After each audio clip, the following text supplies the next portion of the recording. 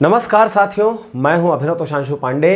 Photon और ज्ञानदा की team की तरफ से मैं आप सभी का स्वागत करता हूं। जैसा कि हम लोगों ने देखा था कि हम लोगों ने 2023 की तैयारी के लिए पहला चैप्टर कंप्लीट कर लिया है। अब पहला चैप्टर कंप्लीट करने के बाद में जब हम इस दूसरे चैप्टर को कंप्लीट कर लेंगे तो हमारा यूनिट 1 खत्म हो जाएगा। और जिस तरीके से हम लोगों ने मार्क्स डिस्ट्रीब्यूशन देखा हुआ है तो ये यूनिट 1 पूरा जो है कुल मिला के आपको 8 मार्क्स देता है। तो यहाँ पर भी जो चीज़ें हैं डिस्कस करने वाली, हम क्या करेंगे कि फास्ट फॉरवर्ड पेस में जो है ये सारी चीज़ें डिस्कस करते चलेंगे। हम देखेंगे कि हर एक जो टॉपिक है वो छूट ना जाए, लेकिन किसी भी टॉपिक पे हम इतना ज़्यादा समय नहीं दे पाएंगे कि हमको लास्ट में टाइम का शॉर्टेज पड़े। ये एक फास्ट फॉरवर्ड कोर्स है तो उसी तरीके से डील करते हुए चलेंगे। तो आइए चलिए देखते हैं कि आज हमारे डिस्कशन के लिए हमारे पास में क्या है। सबसे पहले देखिए कि यहाँ पर जो है हम conservative and non conservative forces के बारे में बात कर रहे हैं। आप समझने की कोशिश कीजिए। कंजर्वेटिव फोर्सेस ये क्या होते हैं, देख लीजिए भाई। कंजर्वेटिव फोर्सेस इसके पहले जो है हम लोग देख लेते हैं नॉन कंजर्वेटिव फोर्सेस। तो पहले देखो नॉन कंजर्वेटिव फोर्सेस ऐसे फोर्स हैं जिनके द्वारा जो है अगर काम किया जाए, work done by a non conservative force depends upon path. Depends on path. क्या डिपेंड करता है पाथ? वर्क डन बाय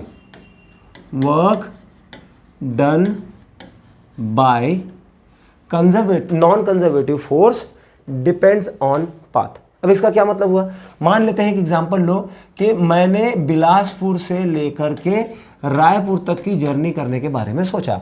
मैंने बिलासपुर में पेट्रोल डलाया, 200 रुपये खर्च किए और उस गाड़ी को लेके मैं पहुंच गया रायपुर।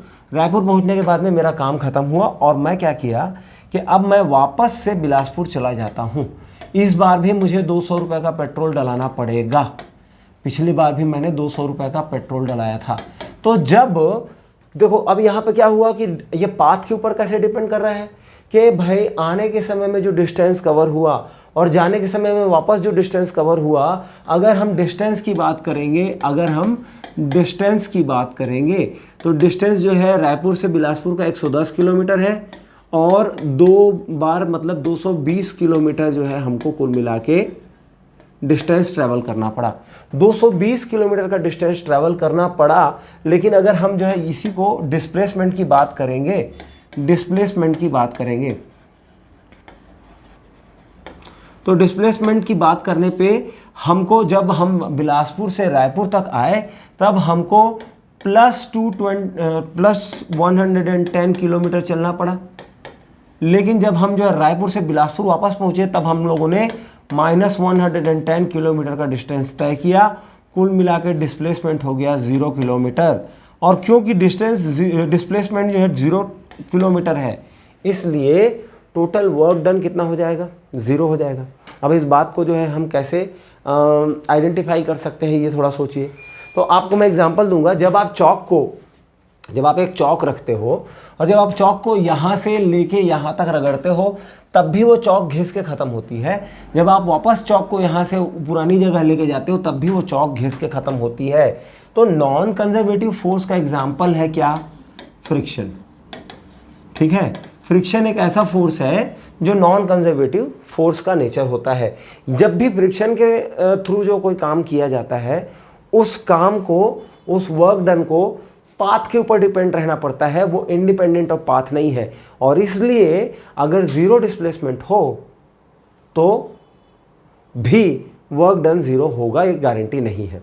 ठीक है, अब अगली बात करते हैं कंजर्वेटिव फोर्स की। तो कंजर्वेटिव फोर्स क्या होता है? कंजर्वेटिव फोर्स ऐसे force work done by which is independent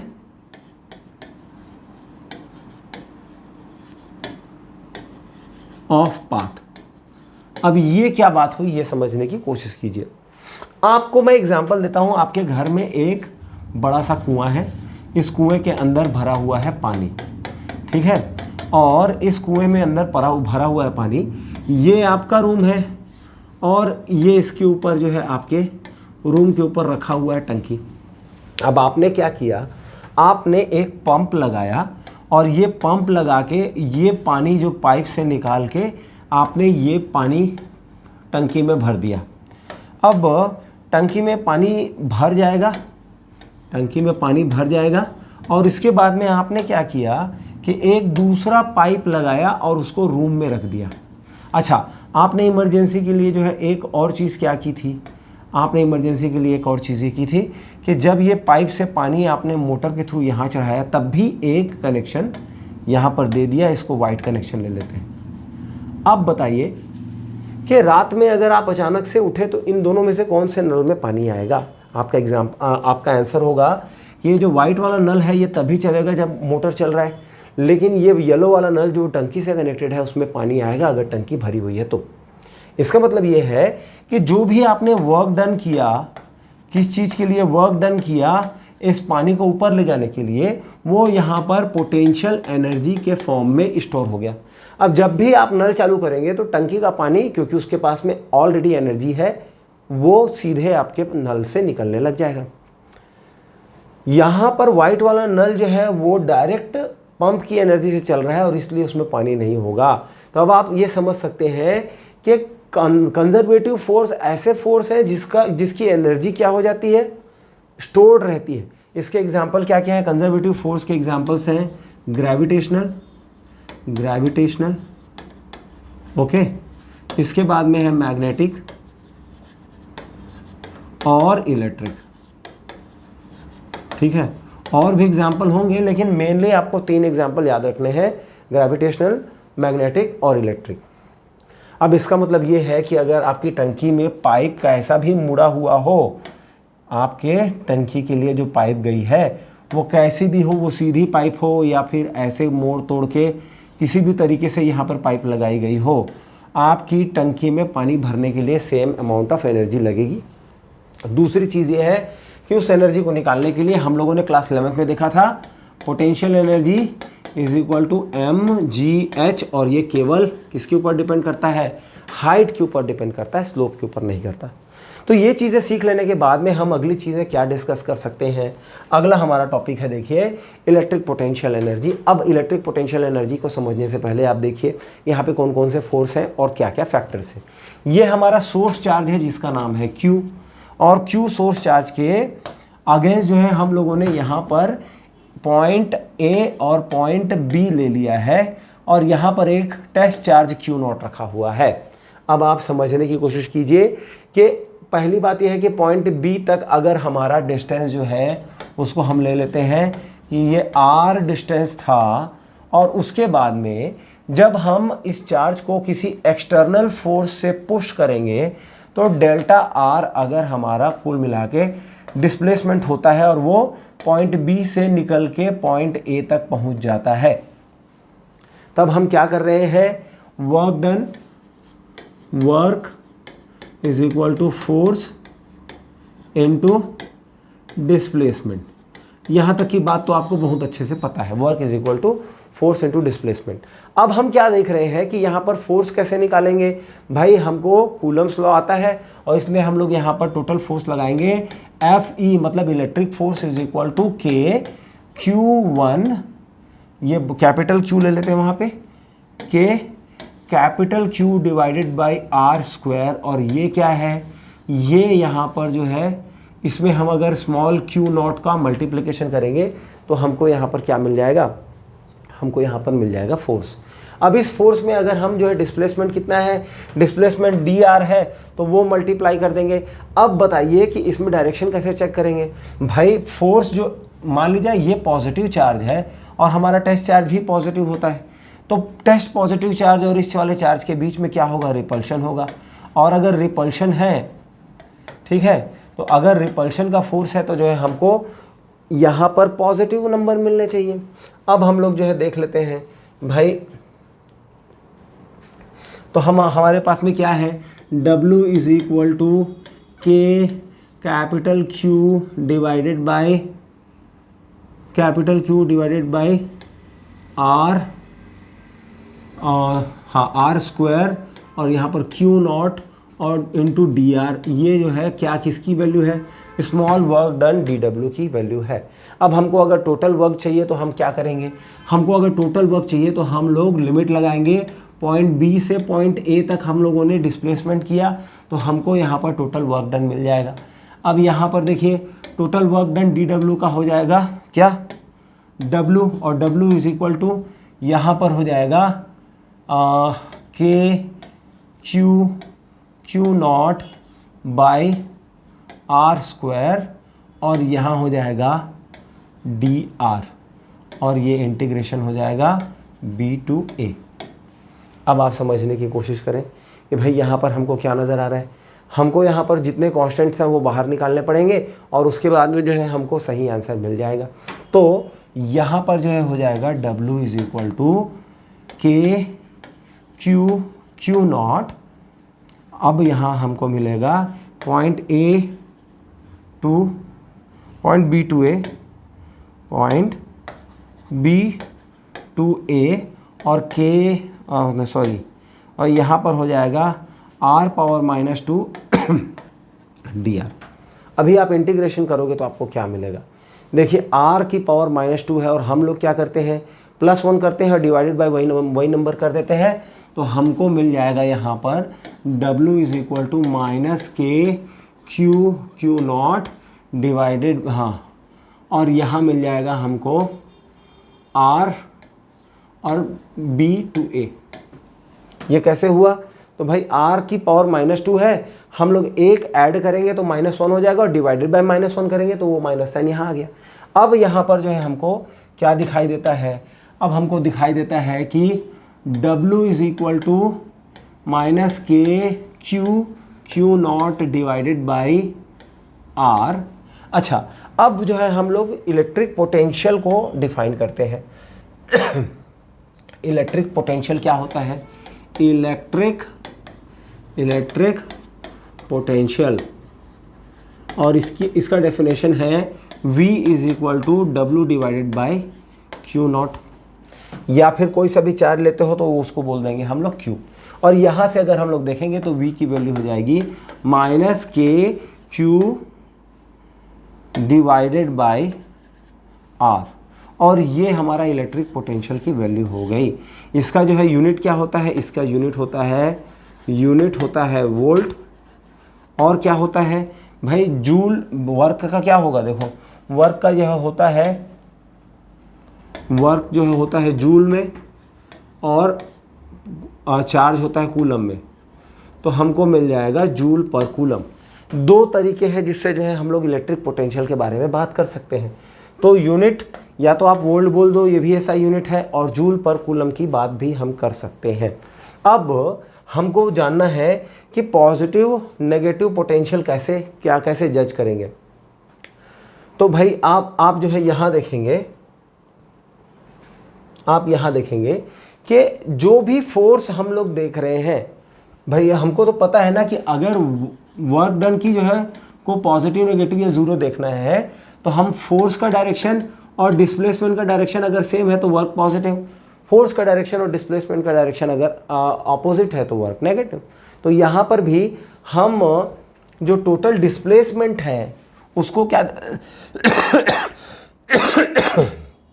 अब हम उसको क्या देखेंगे, देखो यहाँ पे जो एक्सटर्नल फोर्स में जो इलेक्ट्रिक फोर्स लग रहा है F लग रहा है, ये इस डायरेक्शन में काम कर रहा है। इसके अगेंस्ट हम लोगों ने बाहर से एक फोर्स लगाया है इस चार्ज को पुश करने के लिए, ये वाला फोर्स एक्सटर्नल।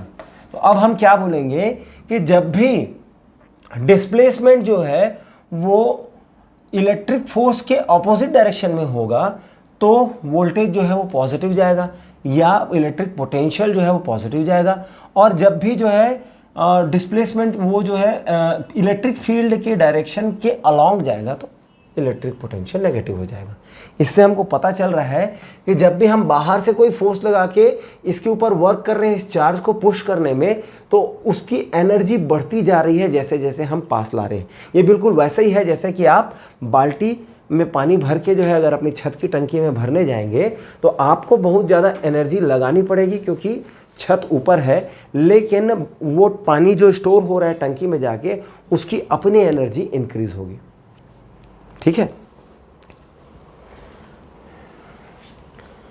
चलिए फिर आगे बढ़ते हैं और अगला टॉपिक देखते हैं कि आगे हमारे पास क्या है। हम लोग जो है, जैसे कि हम लोगों ने देखा था क्या कि सुपरपोजिशन प्रिंसिपल जो है इलेक्ट्रिक फोर्स के बारे में और इलेक्ट्रिक फील्ड के बारे में सेम बात करता है। तो उसी तरीके से हम क्या देखते हैं कि सुपरपोजिशन प्रिंसिपल कहता है, पहले स्टेटमेंट याद करो, सुपरपोजिशन प्रिंसिपल कहता है कि किन्हीं भी दो चार्ज के बीच में जो फोर्स लगेगा वो थर्ड चार्ज के प्रेजेंस के कारण अफेक्टेड नहीं रहेगा। दूसरी बात क्या बोला था कि जो net force experience by the given charge is vector sum of all those charges. मतलब अब यहाँ पे इसको पोटेंशियल के लिए भी जो है हम बात कर लेते हैं। भाई इसके बीच में पोटेंशियल V1 है, इसके बीच में पोटेंशियल V2 है, इसके बीच में पोटेंशियल -V3 है, इसके बीच में पोटेंशियल -V4 है। तो इनके साइन के साथ में हम जोड़ देंगे तो यहाँ इस पॉइंट पे सारा का सारा पोटेंशियल मिल जाएगा और यही ये फॉर्मूला कहता है। आपको इतना सीखना था, ये आपके काम का है, आगे बढ़ेंगे। चलिए अब देखिए electric field as a gradient of potential. यहाँ पर क्या बोल रहा है, देखो यहाँ पर हम लोगों ने अभी क्या देखा था भाई, पोटेंशियल के लिए हम लोगों ने फॉर्मूला देखा था V is equal to K Q divided by R. अब आप देखो कि E is equal to K Q divided by R square. अगर इन दोनों के बीच में हम लोग रिलेशन देखना चाहें तो हमको क्या समझ में आएगा कि E इज इक्वल टू, अच्छा ये माइनस था तो E is equal to minus V divided by R, या हम लोग ये बोल सकते हैं DE is equal to minus DV by DR। ये यहाँ से जो है हमको ग्रेडियंट के बारे में पता चलता है, लेकिन हमको ये पता है नहीं कि ग्रेडियंट होता क्या है। तो इसके लिए मैं आप लोगों को बता दूं कि भाई अगर मैंने बताया कि स्लोप की बात आपको पता है कि यहाँ पर से हम देखते हैं स्लोप, और अगर मैंने आपको बता दिया है कि 45 डिग्री का स्लोप है, इसका मतलब अगर मैं आपको किसी भी एक पॉइंट में एक वैल्यू बता दूं कि यहाँ पर वैल्यू 10 है तो आपको पता चल जाएगा कि इतना आगे बढ़ने से हमको यहाँ पर वैल्यू 50 मिल जाएगी। मतलब आपको स्लोप के बारे में पता चल जाता है। ये भी जो है वही बात कर रहा है। क्या बात कर रहा है? ये बात कर रहा है कि आप कितना डिस्प्लेसमेंट R चलेंगे तो इलेक्ट्रिक फील्ड का जो इंटेंसिटी है वो कितना बढ़ जाएगा, उसी को पोटेंशियल कहते हैं। फिर से सोचो, फिर से सुनो। किसी भी पोजीशन B से किसी दूसरे पोजीशन A तक अगर आप R डिस्प्लेसमेंट क्रॉस करते हो तो पॉइंट B से पॉइंट A का पोटेंशियल कुछ ज़्यादा होगा।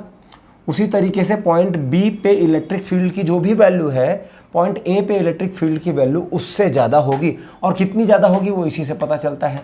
अब माइनस साइन की बात करूं, माइनस साइन का मतलब ये है कि R जो डिस्प्लेसमेंट का डायरेक्शन अगर इधर हो रहा है तो पोटेंशियल एनर्जी बढ़ रही है, और R का डायरेक्शन अगर इधर हो रहा है तो पोटेंशियल एनर्जी कम हो रही है। तो ये बता रहा है कि जो है R के डायरेक्शन के अपोजिट डायरेक्शन में पोटेंशियल एनर्जी बढ़ती है।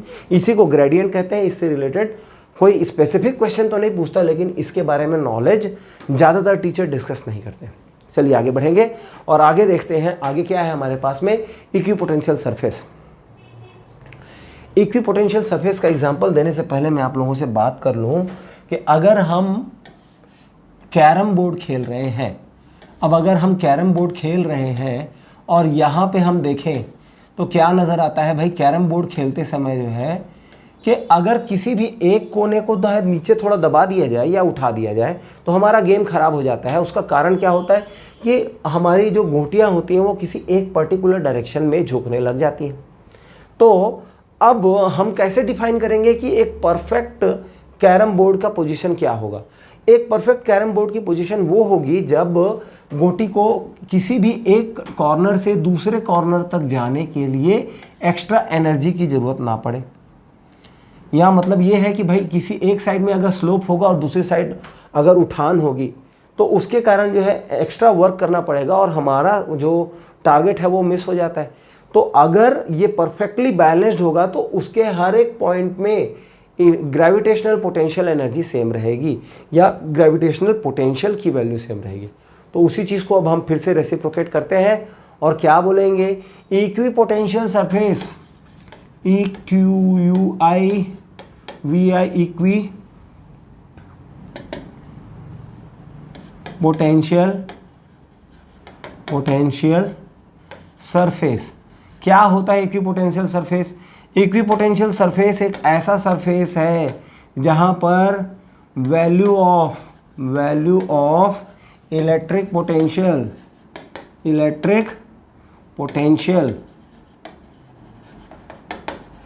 Is same. अब अगर value of electric potential same है तो इससे और क्या पता चलेगा, work done by moving a charge from one point to another in equipotential surface is 0। किसी भी चार्ज को किसी भी एक पॉइंट A से दूसरे पॉइंट B तक मूव कराने के लिए इक्विपोटेंशियल सरफेस में कोई वर्क नहीं करना पड़ता है। ये चीज़ आपको दोनों चीज़ें समझ में आई। अब हम देखते हैं इक्विपोटेंशियल सरफेस कहा गया। इक्विपोटेंशियल सरफेस, ये देखो हमारा सोर्स चार्ज है, इसका नाम रख देते हैं Q। ये Q हमारा सोर्स चार्ज है। तो Q हमारा सोर्स चार्ज है तो आप ये समझो कि यहाँ से सेम रेडियल डिस्टेंस में जो है हमको हर जो पॉइंट मिलने वाला है उन सारे पॉइंट्स पे इलेक्ट्रिक पोटेंशियल की वैल्यू तो सेम रहेगी और इलेक्ट्रिक फील्ड की भी वैल्यू सेम रहेगी। तो अब अगर मैं R को डिस्टर्ब नहीं करता हूँ और मेरे पास में फॉर्मूला है, क्या फॉर्मूला है भाई, मेरे पास में फॉर्मूला है F is equal to K Q divided by R square, या फिर V का फॉर्मूला है V is equal to minus K Q by R. तो अगर मैं R चेंज नहीं करूँगा तो यहाँ पर पोटेंशियल की वैल्यू चेंज नहीं होगी, और इसलिए अगर पोटेंशियल की वैल्यू चेंज नहीं हो रही है तो इस पूरे सरफेस में हम चार्ज को कहीं पे भी मूव कराएं हमको वर्क डन करना नहीं पड़ेगा। अब एक इक्विपोटेंशियल सरफेस से दूसरा इक्विपोटेंशियल सरफेस जो है वो थोड़ी दूर पे है, तो हम यहाँ पर जो है क्या लगा देंगे, हम यहाँ पर जो है ये लगा देंगे E is equal to minus dV by dr। अब हमको पता चलेगा कि इन दोनों के बीच में dr का डिस्टेंस है, किन दोनों के बीच में, ये वाले इक्विपोटेंशियल सरफेस और ये वाले इक्विपोटेंशियल सरफेस के बीच में अगर r का डिस्टेंस है तो हमको ये पता चल जाएगा कि किस डायरेक्शन में हमारा सोर्स चार्ज है। कैसे? माइनस साइन से। जैसे ही हम जो है माइनस साइन लगाएंगे और डिस्प्लेसमेंट करेंगे तो जिधर इलेक्ट्रिक फील्ड हमको बढ़ता हुआ या जिधर हमको इलेक्ट्रिक पोटेंशियल बढ़ता हुआ समझ में आएगा, उससे हमको ये दिख जाएगा कि कैसे हमारा जो है सोर्स चार्ज कहाँ प्लेस्ड है। और तो इक्विपोटेंशियल सरफेस के बारे में हम लोगों ने क्या क्या चीज़ें जानी। पहला, इक्विपोटेंशियल सरफेस एक ऐसा सरफेस है जहाँ पर इलेक्ट्रिक पोटेंशियल का वैल्यू सेम रहता है हर जगह। दूसरी बात, इक्विपोटेंशियल सरफेस में चार्ज को मूव कराने से वर्क डन करना नहीं पड़ता है। तीसरी जो इम्पोर्टेंट चीज़ है वो ये है कि एक ही सोर्स चार्ज के बहुत सारे इक्विपोटेंशियल सरफेस हो सकते हैं, लेकिन उन इक्विपोटेंशियल सरफेसेस के बीच में हम क्या लगाते हैं, ग्रेडियंट लगाते हैं, तो हमको सोर्स चार्ज का पता चल जाता है। अब एक और इम्पॉर्टेंट बात है, जिस तरीके से इलेक्ट्रिक फील्ड लाइंस एक दूसरे को कट नहीं करती, अगर करेंगी तो क्या होगा भाई, इलेक्ट्रिक फील्ड लाइन मान ली जाए इस पॉइंट पे जो एक दूसरे को कट करती हैं, तो यहाँ पर एक टेंजेंट बनाएंगे और वो जो है हमको E1 की वैल्यू देगा, यहाँ पे दूसरा टेंजेंट बनाएंगे और ये हमको E2 की वैल्यू देगा, और एक ही पॉइंट में दो इलेक्ट्रिक फील्ड नहीं हो सकते। उसी तरीके से दो इक्विपोटेंशियल सरफेस एक दूसरे को कट नहीं करते हैं, तो हमेशा क्या रहते हैं, एक दूसरे से पैरेलली, या हो सकता है कि उनके बीच का डिस्टेंस कम ज़्यादा हो, लेकिन उनको एक दूसरे से इंटरसेक्ट करते हुए हम कभी नहीं देखेंगे। चलिए आगे बढ़ते हैं। अगली बात कि इससे भी आगे जो है हमको अब क्या करना है, इक्विपोटेंशियल सरफेस चीज़ें हम लोगों ने समझी, हम कैपेसिटेंस देखेंगे और इन सब के बाद में जो प्रीवियस ईयर क्वेश्चंस हैं वो उठा के हम इसका सॉल्यूशन देखना चालू करेंगे। इस तरीके से मैंने आप लोगों के सारे चैप्टर्स को आपको सिखाने की, समझाने की कोशिश सोची है। तो आप इसी तरीके से जुड़ते रहिए हमसे, अपने दोस्तों के साथ, अपने फ्रेंड्स के साथ में, अपने स्कूल में, क्लास में, इन सारे लोगों के साथ में शेयर करो, ताकि ज़्यादा से ज़्यादा लोगों को यहाँ पर जो है एक अच्छा एश्योरेंस मिल सके, पास होने की उम्मीद जग सके। हम मिलते रहेंगे इसी तरीके से, और तब तक के लिए धन्यवाद।